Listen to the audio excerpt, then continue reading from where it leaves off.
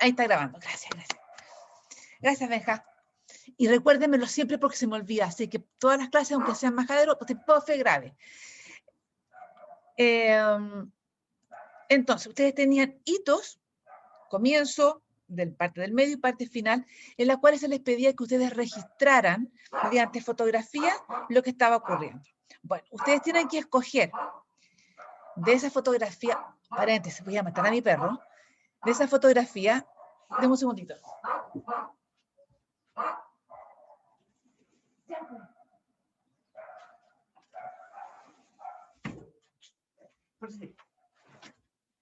De esa fotografía, perdón, que estaba aquí, estaba vuelto loco. De esa fotografía, ustedes tienen que escoger una, como para la imagen 1, otra para la imagen 2 y otra para la imagen 3, que representen a estos hitos que ustedes tienen en sus respectivas reacciones o procesos. Y tienen que explicar esa imagen en base a la química que hay detrás.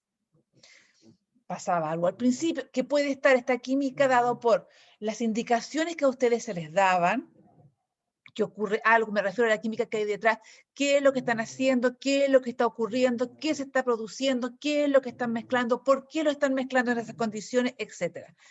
Y van viendo, después ponen otra imagen, qué es lo que ocurrió ahí, no que me describan el experimento, sino que qué es lo que está. A ver, pueden describir una parte para entender lo que están haciendo. Les recomiendo que al inicio pongan el experimento que les tocó, porque hay cosas que son similares. Entonces, quiero que ustedes ahí pongan qué es lo que está ocurriendo detrás de esa fotografía, diciendo, aquí estamos en el paso 2, qué sé yo, mezclamos esto con esto, y se observa lo siguiente, esto se produce porque se están formando tales compuestos, los cuales son los que producen el aroma, qué sé yo, el color, bla, bla, bla.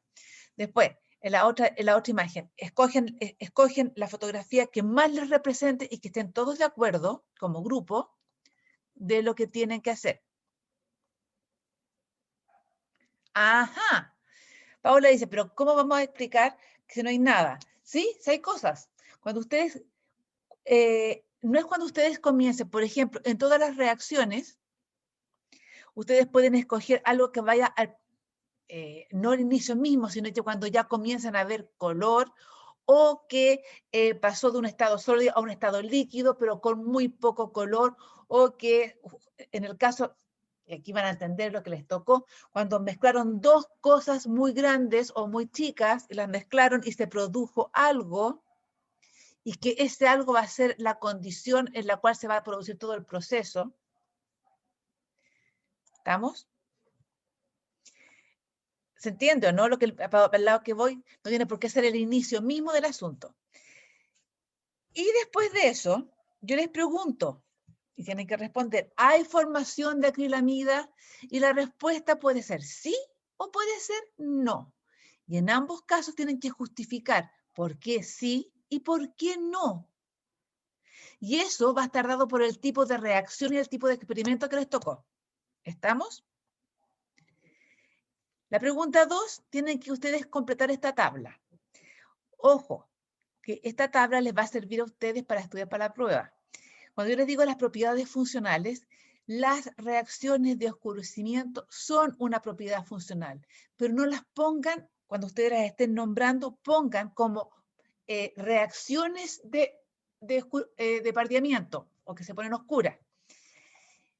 Y en las ventajas, ahí pueden dividir en los dos tipos principales que se utilizan, ¿cómo se llama? Las reacciones de oscurecimiento. No las pongan por separado porque ambas son de oscurecimiento, pero aquí la propiedad funcional es que se produce oscurecimiento cuando hay algún tipo de azúcar presente. Y tienen que poner cuáles son las ventajas de esa propiedad funcional, ustedes las tienen que nombrar, cuál es la ventaja y dar un ejemplo. Y pueden poner, y tienen que poner cuáles son las desventajas de esa propiedad funcional y dar un ejemplo, porque a veces sirve y otras veces nos puede jugar en contra. Y dar un ejemplo. Eso es un poco lo que vimos en clase. Y acá esto es para todos, les haya tocado o no les haya tocado el experimento papa o saliva. Esto tienen que pensarlo desde el punto de vista de las estructuras con las cuales ustedes trabajaron o que tiene la molécula que estamos hablando. Entonces, aquí se les pregunta, ¿se puede modificar el almidón obtenido a partir de la papa para obtener almidón modificado? Esto tienen que ustedes saber qué es lo que es un almidón modificado. Y ahí la van a poder responder. Me imagino que en el paper que subió la profe, en lo que vieron en clase, tienen que ver cómo se modifica un almidón y si a partir, independiente que hayan hecho el experimento, si yo logro sacar almidón de la papa, lo puedo transformar en almidón modificado y tienen que responder esa pregunta. Y la otra pregunta son supuestos. ¿Qué pasaría si yo en vez de maicena le hubiéramos puesto almidón modificado? O si en vez de maicena le hubiéramos puesto celulosa. Y tienen que responder, ¿hubieran obtenido los mismos resultados? Ya sea en el caso del experimento con la saliva. Aquí tienen que irse pero de lleno a lo que es la estructura de las moléculas de las cuales estamos hablando y a la función que tiene la enzima. Y eso es todo lo que tienen que reportar. ¿Estamos? ¿Dudas al respecto? Profe, la pregunta 2, ¿Ya?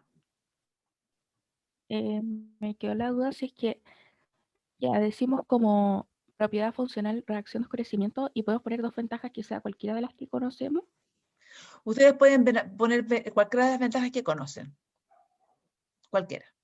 Ya sea de cualquiera de las De la reacciones de caramelización oscurecimiento. o de amarillar, sí, cualquiera, porque son ventajas. Lo que pasa es Ah, que ya, el proceso es distinto, pero en el fondo obtenemos lo mismo, queremos que se vea más atractivo, qué sé yo. ya. Gracias, profe.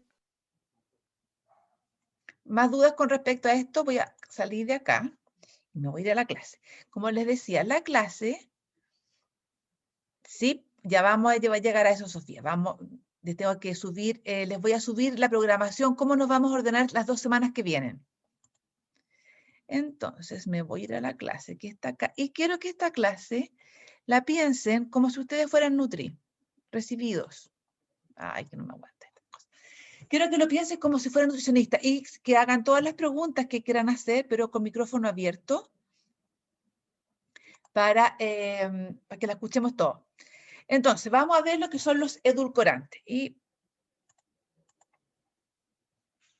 vamos a ver los tipos de edulcorantes, vamos a ver cómo se representan, a pesar que ustedes lo van a hacer, los edulcorantes en el etiquetado, cómo se caracterizan y cuáles son los más utilizados. Aquí, lo primero que les quiero decir, esto es un dato nomás, es que la OMS recomienda que uno debería consumir 50 gramos al día diarios de azúcar, de azúcares normales, lo cual equivale a 10 cucharaditas diarias, más o menos.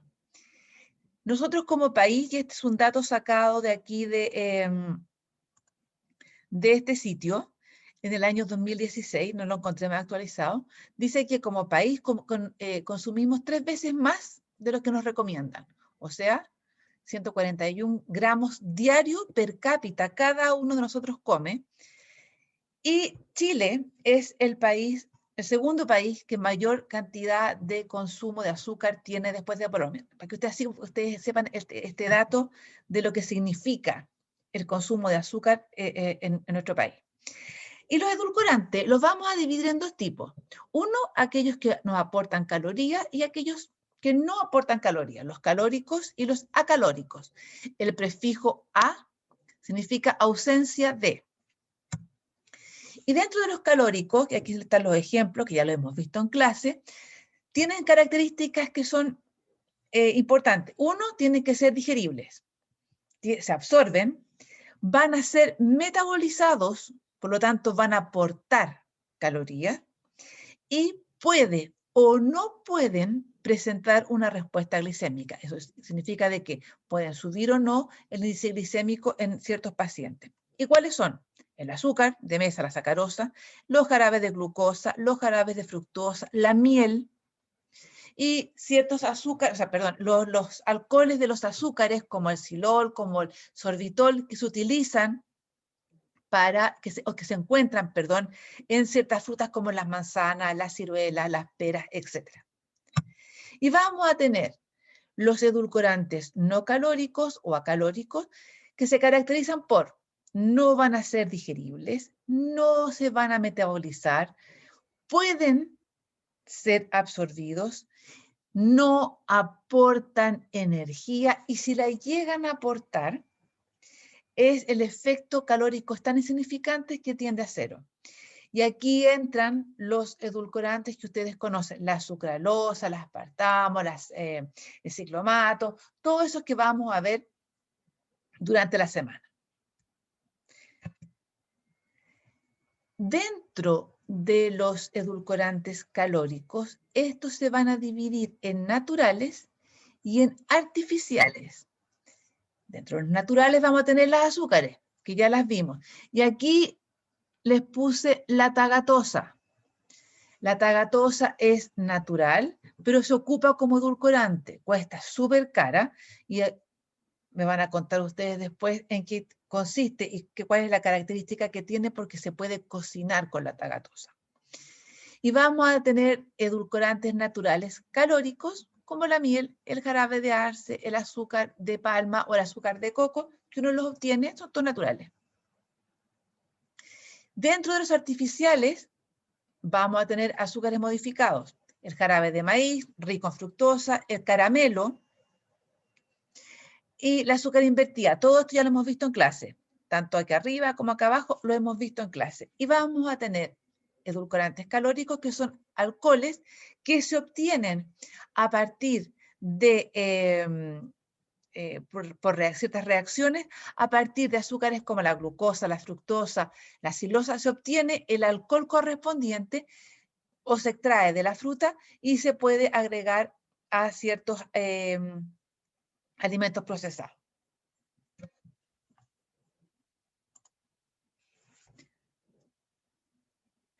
Va a depender del tipo de azúcar que sea, porque ustedes van a ver que hay algunos, como por ejemplo Francisca pregunta cuál depende de la respuesta glicémica, el sorbitol, el xilitol, a pesar de ser azúcares, no son metabolizados, o sea, no modifican el índice glicémico, y de hecho se usan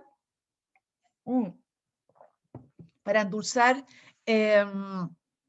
las pastillitas de menta, los chicles, etcétera, porque no van a ser metabolizados. Y dentro, ¿quedó clara la respuesta? Y dentro de los acalóricos vamos a tener naturales y artificiales, obviamente. Y aquí, eso. Y aquí vamos a tener edulcorantes naturales sin calorías, que son el Luo-Han-Go, que yo no lo conozco, no lo he visto nunca, pero sé que existe y lo están haciendo, la stevia, la taumatina, la braseína, y que son, casi siempre van acompañados de otro edulcorante más, o porque tienen un nivel de dulzor tan grande de que con muy poquito queda demasiado dulce. Y los artificiales, que van a ser el aspartamo, la sucralosa, la sacarina, ciclomato, etc. Entonces, ¿qué vamos a ver nosotros hoy día? Nosotros nos vamos a referir a estos, porque ya esta parte de acá arriba la hemos visto con las propiedades funcionales durante las clases anteriores. Nos vamos a referir a esto. Y aquí, esto que les quede súper claro, cuando uno habla de edulcorantes, tiene que saber que tenemos los azúcares normales y ojo, dentro de los sacáridos, fíjense que está la sucralosa, que la vamos a ver más adelante. A pesar de que es un sacárido, no aporta caloría. Pero los otros edulcorantes, y esto es súper importante que lo tengan claro, vienen de otros grupos de nutrientes o de otros grupos en general. Y esta es la parte que ustedes tienen que saber diferenciar. ¿A qué grupo pertenece? Por ejemplo, el aspartamo es un péptido, por lo tanto pertenece al grupo de las proteínas. La taumatina son proteínas que se sacan y que van a producir dulzor. La sacarina y el ciclomato y el acesulfamo son compuestos sintéticos y algunos que vienen de los hidrocarburos. Hidrocarburos como es el petróleo, como es la parafina. Otros que vienen de la familia de los glucósidos, como es la stevia. Por lo tanto, cuando yo les pregunte a ustedes sobre la estructura de un edulcorante y a qué grupo o familia pertenece, tienen que ustedes saber identificar que estoy hablando de esto. ¿Por qué? Porque es sumamente importante que ustedes identifiquen de dónde viene, porque no toda la población puede consumir los edulcorantes, porque dependiendo de dónde vengan, hay personas que no lo pueden consumir porque les produce un cierto daño. El poder edulcorante, acuérdense que la sacarosa en nuestro patrón es normalmente sumamente alto de estos componentes, a excepción del ciclamato, que se utiliza, casi siempre uno lo encuentra en combinado con otro edulcorante en las bebidas gaseosas, en la parte de los jugos, o en algunos restaurantes que vienen los sachets, viene ciclamato y viene siempre mezclado con otro, porque fíjense que el poder edulcorante es súper bajito, entonces tienen que mezclarlo con otro para que alcance el poder edulcorante que tiene la sacarosa. ¿Cuáles son las características de los edulcorantes no calóricos? De partida son aditivos. Es un aditivo que se le agrega a un alimento que se está haciendo. Ustedes van a tener una clase a final de semestre con la profe Wendy de lo que son todos los aditivos que se le agregan a los alimentos. Y este aditivo se van a utilizar para endulzar un alimento sin aportar calorías. Y ojo aquí, estos edulcorantes no fueron creados para bajar de peso o modificar la glicemia. La gran mayoría de ellos fue descubierto por error o por necesidades y llevan más de 100 años siendo consumidos. De hecho, el más antiguo que se encontró, que es la sacarina, se formó en el año 1800, se creó en el año 1880 y les puedo asegurar de que no fue creado para bajar de peso, sino que fue una casualidad y donde más se impulsó fue durante las guerras, porque no se podía andar cargando azúcar y se utilizaba para endulzar. ¿Y dónde se usa? Fíjense toda la cantidad de compuestos que ustedes los conocen y que uno agrega edulcorante en las bebidas no carbonatadas, no carbonatadas, en todos los néctares, en los concentrados de bebida, en los polvos que uno prepara, los jugos vivos, ¿cómo se llama? ¿Vivo? Eso. O los Livian, tienen edulcorante, los mismos edulcorantes que uno ocupa en la mesa, en los productos lácteos, en la mermelada, en los productos de la confitura, gomas de mascar, verdura, hortalizas, fíjense. Y cuando se implementó el etiquetado, hubo montones de alimentos que modificaron y cambiaron el azúcar por edulcorante. Es cosa de ver lo que pasó con el cereal del Chocapic, de que sencillamente ahí tuvieron que como que revertir la situación porque quedó súper malo. Cuando lo cambiaron, le sacaron el azúcar y le pusieron edulcorante y ahí quedó como, tuvieron un problema. Entonces, son muchos los alimentos que los contienen y se utilizan muchísimo. ¿Y cuál es la característica de un edulcorante?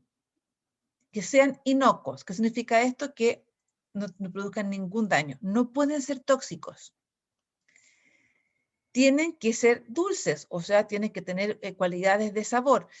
Ustedes me van a decir, pero profe, algunos son súper malos. Sí, y dejan un resabio en la boca, así como de amargura, sobre todo en la parte como de atrás del paladar, que es súper malo, y que uno cacha que está tomando edulcorante. De hecho, la stevia, la auténtica stevia, es súper amarga, pero amarga, pero no puede ser más amarga.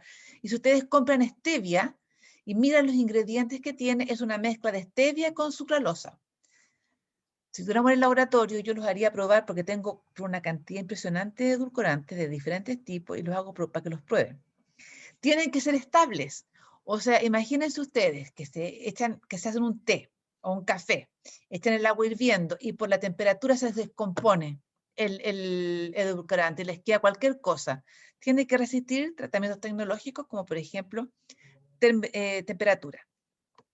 Debe permanecer sin alteraciones durante su vida útil. Eso significa que yo tengo mi cajita de sucralosa, de stevia, de aspartamo, de lo que tenga, en la despensa y lo pueda utilizar muchísimas veces. Y debe tener un costo en relación a la sacarosa. Un paquete de azúcar, ¿cuánto cuesta más o menos? Engrúpanme.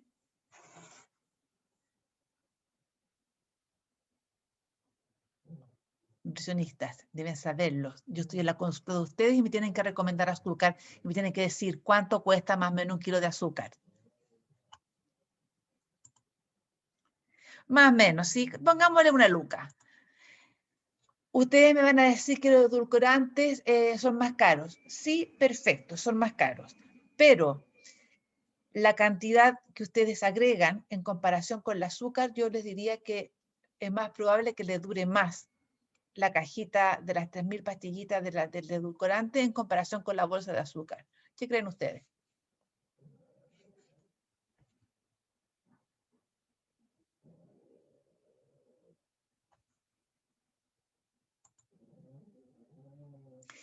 Entonces, hay una relación costo-beneficio en comparación con lo que es la sacarosa. Ustedes me dicen que sí, que la stevia dura mucho más porque de verdad uno endulza todo, pero sí, todo dura mucho más. Perfecto, muy bien. Entonces, yo les decía que, que los edulcorantes eran aditivos. Por lo tanto, tienen que cumplir con lo que dice el Reglamento Sanitario de Alimentos y que es una ley. Y está puesto textual porque es una ley. Y no. Entonces, un aditivo, para que ustedes sepan, es una sustancia que no se consume normalmente como alimento. Ninguno de ustedes ha ido alguna vez al cine y se ha comprado 100 gramos de sucralosa para comérselo mientras ve una película, ¿cierto? ¿O lo han hecho? ¿Se imaginan con una bolsita con pastillita así? Ya. Entonces, no vamos al cine a comer sucralosa, ya, perfecto. Porque no lo consumimos como alimento, ni tampoco hacemos, sale en la receta que dice, agréguele 10 pastillitas de sucralosa a su queque. No, tampoco. Uno habla del queque y agrega la cantidad de azúcar. Y tampoco le agrego sucralosa o stevia o aspartamo porque tengo un valor nutritivo. O sea, queda súper claro lo que es un aditivo. Esa es la ley. Y esta ley, cuando pueda pasar, tiene que además reglamentos que van a regular esta ley. Y eso, y porque no se asusten, esto es la ley que habla de lo que es un edulcorante en sí mismo. Y tiene que ir muy bien especificado en el etiquetado, lo que es la ley, lo que es la IDA, que ya lo vamos a ver, y cómo se tiene que rotular. Están todas las indicaciones puestas de cómo se rotula, de cómo se indica, todo lo que sumamente claro porque es un aditivo. De hecho, cuando ustedes lo vean en clase, se van a dar cuenta que hacer un aditivo corresponde a un código determinado que se le da la tabla de códigos. Y yo les decía que el reglamento sanitario dice que tienen que ir indicados los edulcorantes y cuando ustedes lean una etiqueta, el gesto típico del nutricionista es que toma un alimento y lo da vuelta. En la parte de atrás vienen los ingredientes y los ingredientes siempre van en orden decreciente. El primero es el que tiene mayor cantidad y a medida que van avanzando es los que tienen cantidades más pequeñas. Los edulcorantes siempre, y esto es siempre, tienen que ir con una letra más grande y marcado con negrita. Y además de eso, en el caso del aspartamo, debe indicar que no lo pueden consumir los fenilcetonúricos porque contiene fenilalanina. Por eso yo les digo, sumamente importante que ustedes sepan de dónde proviene cada uno de los edulcorantes, porque el aspartamo tiene en su composición fenilalanina y existe la enfermedad de los fenilcetonúricos que no pueden consumir este aminoácido. Por lo tanto, ustedes no le pueden recomendar a una persona con fenilcetonuria este edulcorante. Es importantísimo que ustedes sepan qué es lo que van a recomendar. Y tiene que el etiquetado además declarar la ingesta diaria admisible, que se define como la cantidad máxima que se puede ingerir durante la ingesta diaria que se puede ingerir durante toda la vida. O sea, cuánto es lo que una persona puede ingerir diariamente y que no presente un riesgo de salud. Y esto va a estar dado se determina que 1 miligramo por 1 miligramo del edulcorante por cada kilo de peso. Y para esto va de la siguiente manera. Esto es la tabla nutricional de un edulcorante. Vienen las indicaciones, vienen los ingredientes que van de mayor a menor. Se ponen los edulcorantes que traen con letra más grande en comparación con la letra de los otros ingredientes, y tienen la equivalencia, y además tienen que traer la ida. Entonces dice que la stevia, de las porciones, tiene esta ida, y la sucralosa, y tiene esa ida. Todo eso tiene que ir indicado en el etiquetado nutricional. Y esta es la ida. Aquí está para cada uno de los edulcorantes, está indicado cuál es la ida que le corresponde, y van a ser miligramos por kilo de peso que tenga la persona. Entonces, ¿qué van a hacer ustedes ahora? Sí, pero rapidito. Van a calcular cuánto es lo que ustedes con su peso, yo hice el mío, cuánto es lo que ustedes con su peso pueden consumir de stevia y de sucralosa diariamente. ¿Cuál es la ida que a ustedes les corresponde? Les voy a poner el valor.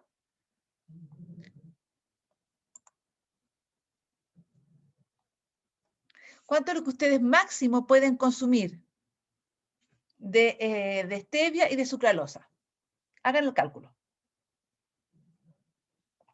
Y me cuentan. Y después de eso, que tengan ese cálculo, traspásenlo a pastillas.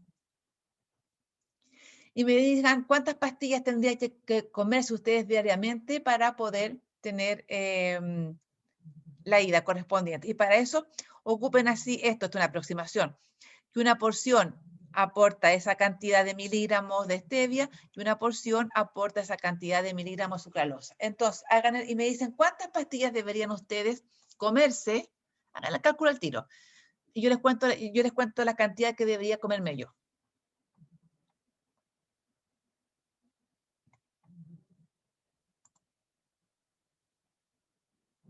Y eso pasa la pastilla. ¿Cuántas pastillas debería usted diariamente para llegar a esa cantidad?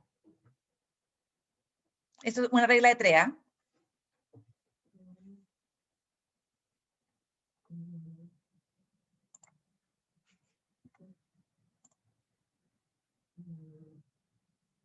¿De cuál de las dos, Franco? ¿De la stevia o de la sucralosa? Porque tienen idas diferentes. Sí, lo que pasa es que utilicé como el IDA de la stevia es mucho más menor, y en este caso las pastillas tienen más stevia que sucralosa por porción. ¿Ya? Me usé el de la stevia, ¿no? Porque ahí como el limitante, Perfecto. por decirlo así. Perfecto, pero igual vea el de la sucralosa. Por si así, para puro, así, para que se rían. ¿Cuántas pastillas si fuesen de sucralosa? En cantidad de sucralosa, si tuviera que tomar solamente sucralosa. Ya, ¿Cuántas ok. pastillas deberían ser? Matías, una cantidad impresionante. Yo estoy viendo aquí, tan súper buena. Sí, 269. Sí, es impresionante. Eso es lo que ustedes deberían consumir para ustedes alcanzar la ida que ustedes tienen diariamente. Esa es la cantidad que deberían consumir, o de stevia, o de sucralosa, o de cualquiera de los edulcorantes. Esa es la cantidad máxima. Y ahora quiero que piensen lo siguiente, eso es en pastilla, pero imagínense ustedes el que están en la consulta y llega una mamá con un chiquitito de 10 años, perdón, de 3 años, y que pesa, no sé, 10 kilos, 15 kilos. Piensen ustedes, hagan el mismo cálculo ahora para un chiquitito de 10 kilos, 8 kilos. ¿Cuánto debería consumir? Supongamos, solamente pensemos en sucralosa, pensemos en sucralosa. ¿Cuánto ustedes tendría que consumir un paciente de ustedes que pesa 10 kilos como máximo, 8 kilos, chiquitito?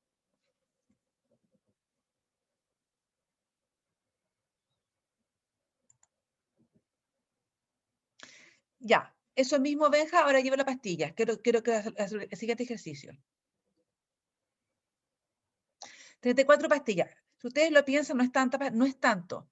Ahora quiero que me dicen lo siguiente. En la cantidad de alimentos que consumimos diariamente y que tienen la cantidad de edulcorante, y no nos damos cuenta, el jugo, las bebidas cero, etcétera, mermelada, helado, el postre, el cereal. Entonces, ojo ahí, cuando ustedes empiezan a pensar que esto mismo ustedes están dando recomendaciones para chiquititos cuyo peso, aquí estamos hablando del peso, que son pesos 8 kilos, 10 kilos, que son chicos. Entonces, ojo ahí,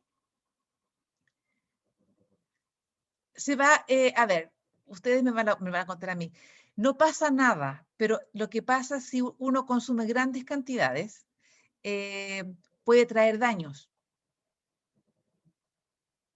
por efecto acumulativo, porque igual son sustancias que no son naturales y que uno está consumiendo. No es que me vaya a morir el día de mañana, pero el efecto es acumulativo. ¿Estamos? Y estas son las recomendaciones que que están dadas a nivel mundial y que nos pusimos todos, bueno, más o menos de acuerdo nomás, porque todavía hay un código alimentario que no se ponen de acuerdo, que lo que dice Estados Unidos una cosa, lo que dice Europa otra cosa, lo que dice América Latina otra cosa, etc.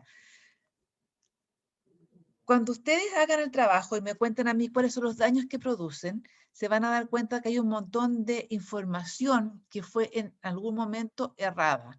Pero nadie se muere si no se come más de eso. Pero que logren comer esa cantidad diariamente es imposible.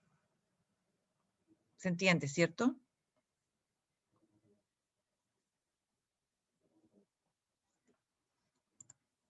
Súper. Entonces, yo lo que les voy a mostrar ahora son los principales y se los voy a mostrar en forma muy somera, porque ya les voy a explicar el taller que vamos a hacer. Este es el caballero que descubrió la sacarina de sodio y es el más antiguo que hay. Y se los presento porque ustedes me dicen, pero profe, nadie compra sacarina porque es muy mala. Y eso es verdad, nadie compra, yo no voy a ir al supermercado a comprar sacarina. Pero en los consultorios se les entrega sacarina a las personas de forma gratuita y sobre todo los viejitos, las personas muy viejitas, les gusta la sacarina porque están acostumbrados a ella. Y lo que se entregan en los consultorios es sacarina, no se les va a entregar ni sucralosa, ni se les va a entregar stevia, ni aspartamo, se les entrega sacarina porque es barata. Entonces tienen que saber qué es lo que contiene, sepan que viene de los hidrocarburos, esta es la forma que tiene, es el más antiguo del mundo y se disuelve, deja un resabio amargo y eso no lo han podido sacar y esa es la forma que tiene. El ciclamato de sodio también es otra estructura química, es artificial. Fíjense que fue descubierto en el año 37 en Estados Unidos. Es una sal soluble en agua. Yo les decía, no es menos dulce que la sacarosa, por lo tanto siempre va a estar mezclado con otro. fíjense cuando tengan, bueno, si algún día volvemos a salir e ir a restaurantes o a café, etcétera, cuando ponen los sobrecitos en los cafés, sobre todo estos cafés con nombres gringos, de repente hay sobrecitos celestitos, rosaditos, amarillitos, de diferentes colores. Hagan siempre el gesto técnico de leer lo que tiene detrás o la combinación que tiene. Incluso las bebidas, esto casi siempre los alimentos, en las bebidas vean que vienen con mezcla de el edulcorante que ustedes, que contiene, no vienen solos. El aspartamo, y aquí también es súper antiguo, el año 65, y ojo, este es un dipéptido, el cual, y ahí está marcadito, tiene un aspartato, que está acá, tiene fenilalanina y tiene y un metilo que forma un éster. Por lo tanto, cuando se descompone, se va a disociar, queda libre la fenilalanina, y esta es la razón por la cual los pacientes fenilcetonúricos no la pueden consumir. Nunca le vayan a dar aspartamo a un paciente fenilcetonúrico, nunca. Y el neotame, que es un primo hermano del aspartamo, es idénticamente igual, pero tiene los mismos componentes, tiene el aspartato y tiene la fenilalanina, pero en esta parte de acá del grupo amino tiene un dimetilbutanil, que es una molécula orgánica, lo cual lo hace que sea aún más dulce en comparación con el aspartamo. Tenemos el sulfamo de sodio, que también es una sal. Normalmente va a estar mezclado con el ciclamato, como que van juntos. Se ocupa muchísimo en la parte de las bebidas. Ustedes de repente, lo que más lo utilizan son las bebidas carbonatadas y las no carbonatadas, los jugos. De repente creo que el té Lipton trae algunos. Cuando vienen, me refiero a todos los productos light, no los que tienen azúcar. Tienen que ahí ir leyendo cuál es el que tiene. La Francisca pregunta, ¿la coca tiene? Sí. Ojo ahí, la coca, hay una diferencia o sea, hay diferencia de sabor entre la coca light y la coca cero. Pero, y aquí esta es la parte que se me ha bajado la duda, si ustedes miran la parte de los ingredientes que tienen que empezar a hacer, fijarse en lo que tienen los mismos edulcorantes, pero no sé cuál es la razón por la cual una tiene un mejor sabor que la otra. La Coca-Cola Light a mí personalmente no me gusta, le encuentro que tiene demasiado sabor a nada, en comparación con la cero, que tiene sabor más parecido a la coca normal. Y ustedes me van a disculpar, yo sé que lo que voy a decir políticamente incorrecto, la Coca-Cola normal sigue siendo rica, o sea, se me salió el francés, pero perdón, pero es verdad. Bueno, y acá esta es la fórmula que tiene el acesulfamo. Esto es tarea para la casa, o sea, para que ustedes vean. Empiecen a mirar cuáles son los componentes que tienen los alimentos. Siempre tienen que leer el etiquetado porque es propio de los Nutri que andan leyendo lo que tiene la parte de atrás de los alimentos. Ya.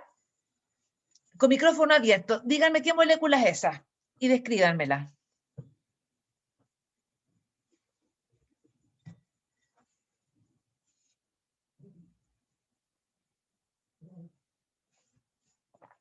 ¿Qué están viendo?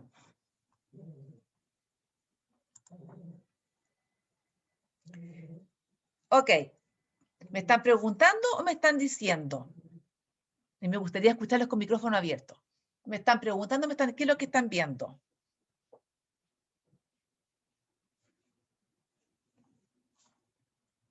Sacarosa, Sacarosa, que está formada por... glucosa y fructosa. ¿Cuál es la glucosa y cuál es la fructosa? La glucosa es la de la izquierda y la fructosa la de la derecha. Perfecto. Entonces, si me funciona esta cosa. La molécula que está abajo, ¿cuál es la diferencia que tiene con la molécula que está arriba?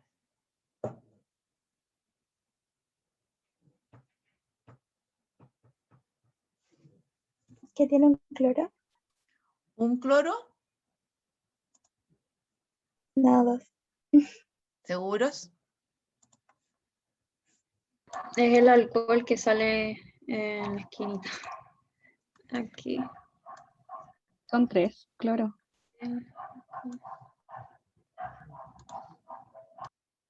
¿Y el otro? Falta uno. Alguien dijo sí, son 3 cloros. ¿Dónde está el otro? Me mostraron uno. ¿Dónde están? Rayen todo lo que quieran. Ahí hay uno. El otro, perfecto. Esto que está aquí es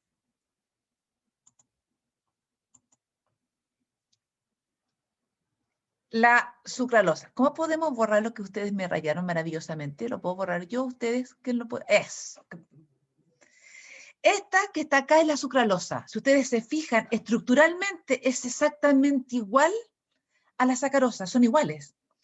Pero, producto de una reacción que se llama halogenación, se le introdujeron 3 cloros. Y la sacarosa, la sucralosa no es que se inventó este siglo, es súper antiguo, del siglo pasado, del año 76. Y el nombre, y se los puse de mala que soy, la sucralosa se llama así. Este es el nombre científico, UPAC, que tiene la sucralosa. 1,6-dicloro, y que no voy a decir, pero... Y que tiene en estas posiciones los cloros, y esta halogenación y la presencia de los cloros hace que no sea absorbido por el organismo, siendo que estructuralmente es igual a la sacarosa. Por lo tanto, no va a ser absorbido. ¿Por qué razón creen ustedes?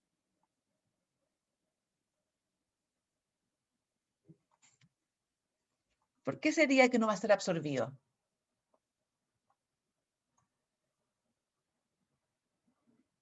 ¿Puede ser porque no le reconocen los receptores? Sí, puede perfectamente. Al hacer esta modificación, los receptores no la van a reconocer como sacarosa. Y la sacarosa no va a poder actuar sobre ella. Esto que les muestro aquí son edulcorantes naturales que son de estructura proteica.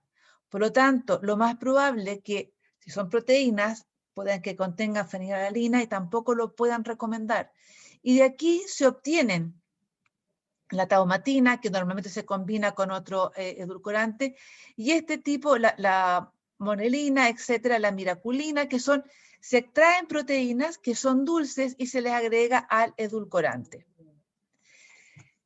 Y esto que está acá es la stevia. La stevia es una planta que crece en la selva del Paraná y en Paraguay, y que las hojas de la stevia producen, es un edulcorante natural.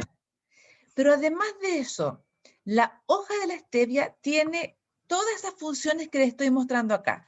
Hipertensor, anticonceptivo, antidiarreico, antitumoral, prevención de caries, reduce el deseo del tabaco y las bebidas alcohólicas, disminuye el nivel de la glucosa en ratas. Y acá les puse cada uno de los estudios que están avalando esta cosa. Esto lo producen las hojas de la stevia. Pero lo que nosotros consumimos es el estaviol, que es un esteviócido, que es una molécula, una de las tantos que tiene la hoja, que se extrae y se transforma y se utiliza como edulcorante, que son las pastillitas que ustedes consumen, que uno compra en el supermercado, el edulcorante. La stevia hoja no es catalogado como edulcorante. El esteviocido, o sea, lo que nosotros compramos, lo que se extrae, es lo que se conoce como edulcorante. Esto no es, y les voy a explicar al tiro por qué, mientras que la pastillita sí es. Entonces, un edulcorante, para que sea aprobado como tal, no tiene que tener efectos farmacológicos.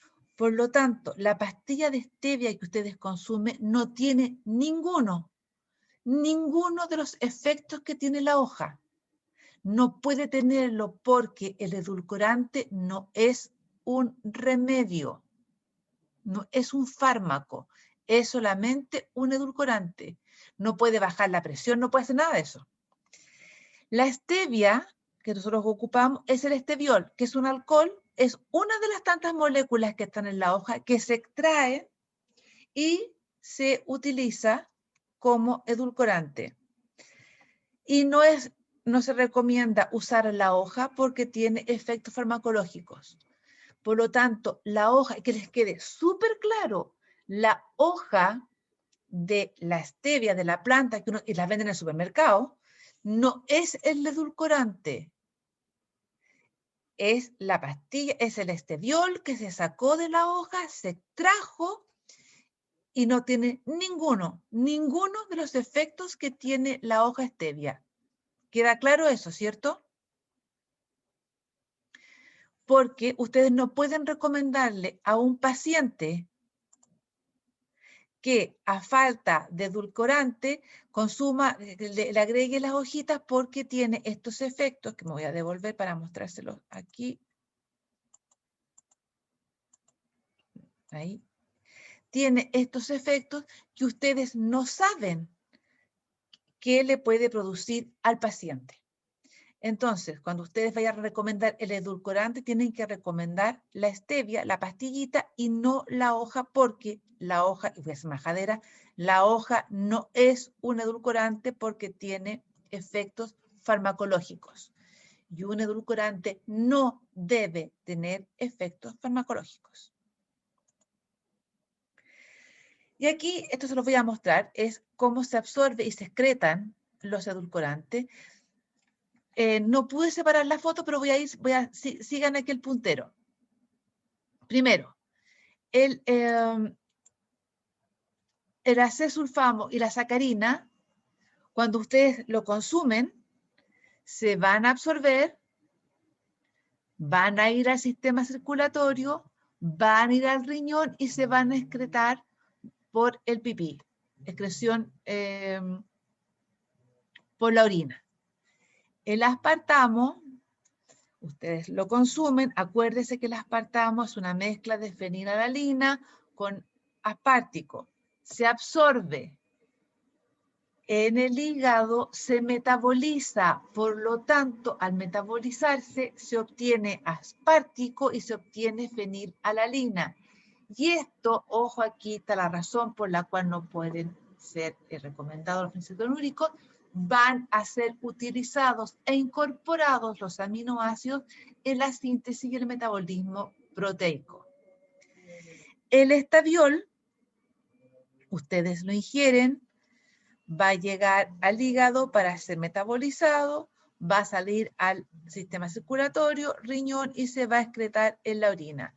Y la sucralosa, bien ustedes lo dijeron, no va a ser reconocido por los receptores y sigue, no es absorbido y se excreta en las deposiciones. Fíjense, cada uno de los caminos que sigue los diferentes, ¿cómo se llama?, edulcorantes, y va a depender de la estructura que tenga, donde 3 de ellos van a ser excretados por la orina, uno en las deposiciones, y aquí sumamente importante, y majaderamente se los recalco, estos van a ser incorporados, el aspartamo, y lo mismo va a ocurrir con el neotame, va a ser incorporado al metabolismo proteico.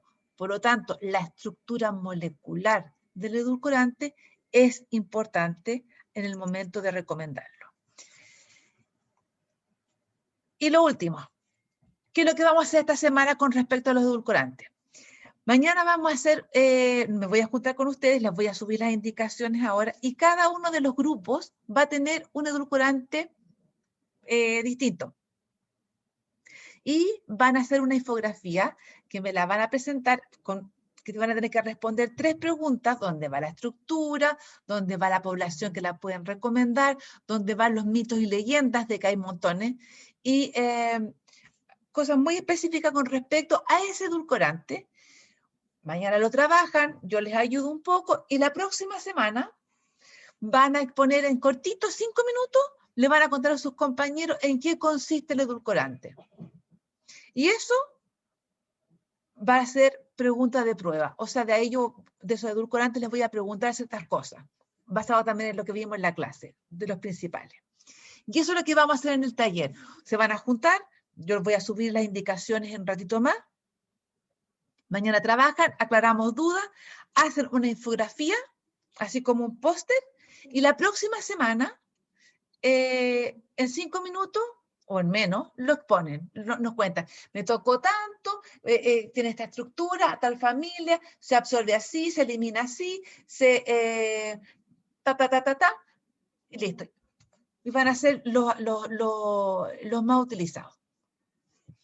Eso es, muchachos y muchachas. ¿Dudas?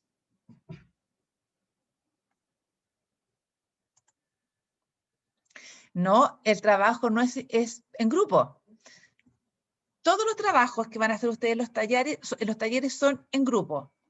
La infografía, y ahí ustedes verán como son 3 preguntas, y si hay 3 personas, cada uno responde una pregunta. ¿Estamos? Es por sección. Me voy a juntar con la sección 1 mañana, con la 2 el miércoles y con la 3 ¿cómo se llama? El jueves. Hay una sección que tiene un grupo de 4, ahí los voy a dividir en 2 y 2. Eso lo voy a arreglar de aquí a un ratito más. Y se lo subo.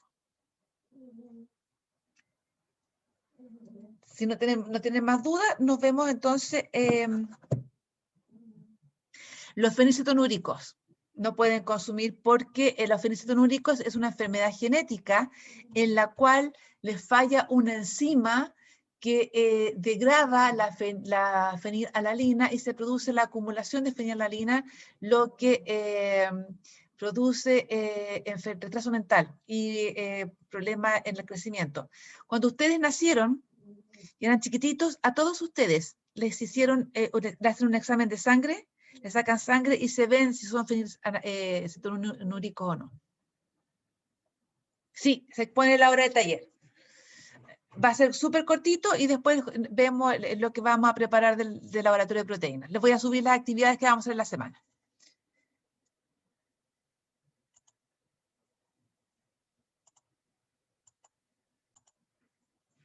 ¿Estamos?